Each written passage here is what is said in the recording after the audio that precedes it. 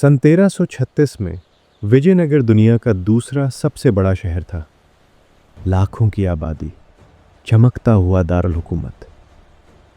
लेकिन 1565 में सिर्फ एक दिन, जी हाँ, सिर्फ 24 घंटे काफ़ी थे उसे मिट्टी और राख में बदलने के लिए। और आज तक कोई नहीं जानता कि इन आखिरी लम्हात में हुआ क्या था। ये है वो शहर जो रातों रात गायब हो गया। चलिए वक्त को पीछे ले चलते हैं 13वीं सदी के आखिर में। यहाँ दरियाए तुंगभद्रा के किनारे दो भाई हरिहर और बुक्का एक ऐसा शहर बनाते हैं जो आने वाले 200 साल तक जनूबी एशिया का दिल धड़काएगा। यूरोपीय मुसाफिरों के मुताबिक ये शहर लंदन और पेरिस से भी बड़ा था। बाजार इतने तवील कि आप 2 घंटे चलें फिर भी ख़त्म ना हो। घोड़े, हाथी, कीमती रेशम, जवाहरात, सब कुछ यहाँ बिकता था। और फन्ने तामीर, पत्थर से तराशी गई ऐसी इमारतें जिन्हें देखकर ऐसा लगता था जैसे ये इंसान नहीं किसी और दुनिया की मखलूक ने तराशी हो। विठल मंदिर, हजार राम मंदिर, सतंबा सभा, ये सब शहर के शान शौकत के जीते जागते सबूत थे। फौजी ताकत का आलम यह था कि दक्कन सल्तनतें भी उसके नाम से लरसती थीं। एक अंदाजे के मुताबिक इसकी फौज में 10 लाख से ज़ायद सिपाही थे और यही ताकत थी जिसने उसे सदियों तक नाकाबिले शिकस्त रखा। लेकिन कोई भी सल्तनत हमेशा नहीं रहती। 1565 तारीख का वो साल जब 4 दक्कन सल्तनतें बीजापुर, अहमदनगर, गोलकंडा और बेदर एक दूसरे की दुश्मनी भुलाकर एक ही मकसद के लिए इकट्ठी हुईं, विजयनगर को हमेशा के लिए ख़त्म करना। 22 जनवरी 1561 तालीकोटा के मैदान में 2 लाख से ज़ायद सिपाही आमने सामने खड़े थे। इब्तदाई लड़ाई में विजयनगर गालिब था, लेकिन फिर एक ऐसा मोड़ आया जिसने सारी जंग का नक्शा बदल दिया। राजा रामाराया के 2 जर्नैल गिलानी बरादरां अचानक मैदान छोड़कर दुश्मन की तरफ जा मिले। ये गद्दारी नहीं, तबाही थी। विजयनगर की सफ़ों में अफरा तफरी फैल गई।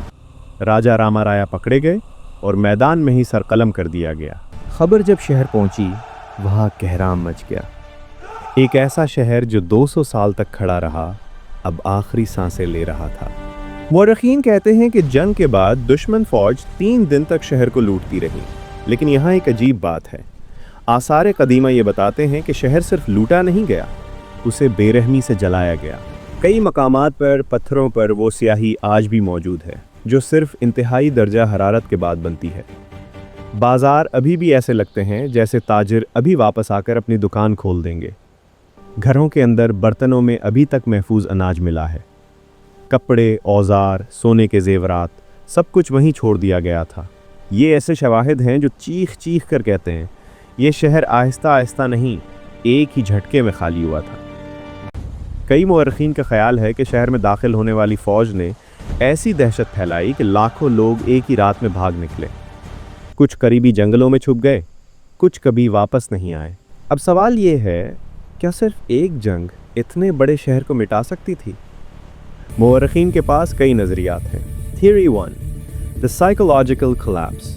कुछ कहते हैं कि जंग में बादशाह की मौत ने सल्तनत का हौसला तोड़ दिया।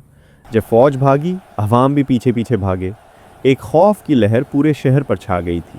Theory 2, economic failure. बाज़ माहिरीन का ख्याल है कि जंग से पहले ही शहर माशी दबाव का शिकार था। दक्कन सल्तनतों के साथ मुसलसल लड़ाइयों ने ख़जाना खाली कर दिया था। तालीकोटा सिर्फ आखिरी धक्का साबित हुआ।